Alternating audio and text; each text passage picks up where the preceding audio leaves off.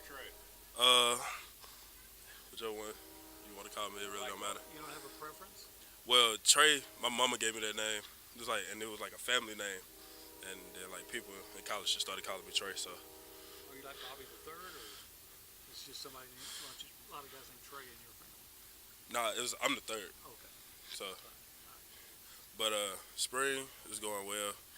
It's hot. That's about it. But it's going pretty well though. How you liking your progress? Uh, I never worry about like my improvement. I always work harder every day. If you worry about your improvement too much, you'll get complacent with where you at. So I just try to focus on things to improve on each day. Like this day I need to do this. This day I need to do this. And Coach E, he let me know things I need to work on. So I don't really worry about my improvement because it'll show up on the field. What's it like playing next to Matabike? Dangerous. Okay. Because BK is a wild child. But other than that, it's pretty fun. It's really live. Like BK is a energetic person.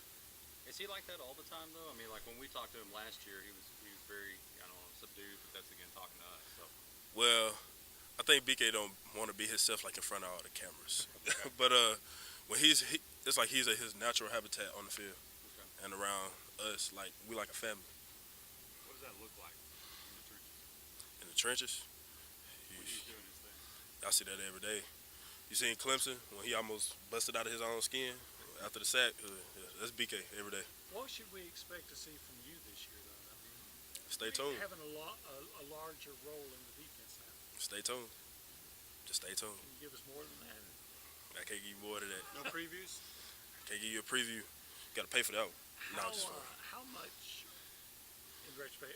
How what's the word I'm looking for? Just how hard did the Alabama recruitment? uh, pretty hard, especially when they got Coach Banks. Pretty hard. I still got a lot of respect for the work they put in to get me. So what was about A&M that made you come here and shun Alabama? Well, the known factor is one because at the time I was a DN. The known factor was Coach Price was here, and the unknown factor at Alabama was I didn't know my coach. Because on signing day he went to the NFL, so it was like I didn't know. Like I just didn't know, so it was kind of like last minute. I just came here because I knew Coach Price was gonna be my coach. You played quite a bit of DN last year. Do you think on running downs you might see that sometimes, or do you probably gonna settle inside? I pray I don't. That's a lot of running. They can have that at the end. You like it better in a phone booth? Yes, sir. Keep it tight. Were you expecting to bust out and grow this much and grow out of being a defensive end, or how did that work out? Food. Yeah. But no, I didn't expect to get this big. But Smitty, he got me right there. So I definitely didn't expect to be this big. You said food. I mean, I'm sure you ate a lot when you were in high school. So what was? Nah, in high school I actually didn't eat as much. I didn't eat like I used to only eat a lot when my mom cooked. Other than that, I didn't really eat a lot. Like I don't know. I don't know how to explain it. I used to drink a lot of water. So what do you weigh? What's your percentage of body fat right now? My percentage of body fat I think is 25, and I weigh 330. You liking it that way? Do you think are you carrying it well? I feel like I carry it well, but sometimes the stomach make it hard to breathe. So that's about it. What's the biggest key to like adding those pounds though, but still being able to keep your agility that you had when you were slimming? Core workouts and working on my get off all the time, and just working on explosiveness in my hips. But not trying to be cocky. I always been naturally quick and fast. I just need to keep progressing at that. Do you feel like that agility is still there though? Yes, sir. I just feel like it ain't. When I was 260 in high school, it definitely ain't that. So were you born and raised Arlington or in that area? Or? No, sir. I moved around a lot my whole life, but I was born in Mississippi, Bruce, Mississippi. SEC country. Yes, sir. And so, what were your first memories of Texas A&M football and things like that when you look back on it? My very first memory of Texas A&M football. Okay, I remember. Very first game I came to, I didn't know they stood the whole game. So I'm sitting down, and this old lady tapped me with her cane. She was like, "What are you doing, son? Stand up." I was like, "Oh, yes, ma'am." Like I didn't know. I was sitting there on my phone.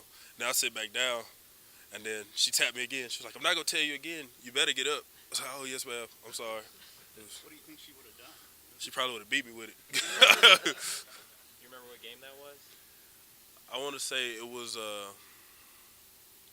I'm trying to think. I can't remember exactly what game because I ended up going in at halftime because my mom back was hurting. So I'm like, I don't really remember much. Was Miles Garrett much of an influence? Being Oh yeah, when I seen Miles Garrett, because honestly, I'm not gonna lie. When I was in high school, I didn't think personally I was like D1 material, so I used to look at like smaller schools. But when I seen Miles Garrett, and then I realized this school is recruiting me to basically like replace him, I kind of like was like, yeah, like I want to come to this school. Why did you not think you were Division I material? Well, it took I don't know. I honestly like, cause I had Chris Owens at Alabama, Shane Buechele at from Texas, Kofi from Arkansas. Like all of them was there when I was a sophomore, and so they was only getting looked at. Like I wasn't getting looked at, but by smaller schools. And then I ended up moving positions. I didn't get my first offer until I went to offensive tackle for a little bit. You guys go up against the offensive line all spring. Coach has talked about those battles. How has that group improved? Ryan is one nasty. Try to catch my words. He's nasty. Like he be hurting. He fight every day. Prater, he's not the biggest guy, not the strongest, but he gonna give all every play. And I want to say we probably got two of the smartest tackles in the SEC. Like Dan and Carson on them calling out plays and recognizing plays and blitzes and picking up on things. They're pretty smart. And then Hawker, oh my God, he's so strong, bro. It's ridiculous. And going up against them, how does that make you guys better? Well, it makes us have to work that much harder if we don't want to hear Coach Elko mouth the whole time. With How's guys, that battle with you and Peavy? Me and Peavy, oh, that man's so goofy. But like the thing I love about Peavy, he know how to separate work and fun. Like he have fun, but like when it's time to work, it's work. But he don't make work. Like he make it fun, if that makes sense. with guys like Kingsley and Landis moving on, how much more does that put? I wouldn't say pressure, but how much more does that put the leadership in you and Matabuke's hand? Well, I feel like one or two people shouldn't be singled out, especially not on the defense. Because for the linebackers to be good, D-line got to be good. For the safeties and DBs to be good, linebackers got to be good. So I feel like the pressure is on us as a defense. And we here for the fight, so. You said stay tuned for yourself, but can you give us any insight to what we can expect from Michael Clemens? We're hearing a lot about him.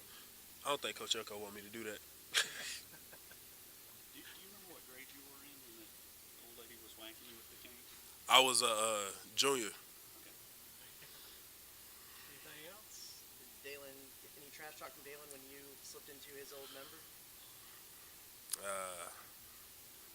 Ain't nobody worry about Dalen. Did he tell you how to eat though? Gain those pounds? Man, if I eat like Dalen, let me tell you this. This man, this the one memory I remember of Dalen. He showed up to breakfast with a bag full of McDonald's, ate it all, and then went and got like 3 plates of breakfast. Anything else, gang? Thank you, Mr. Brown. Thank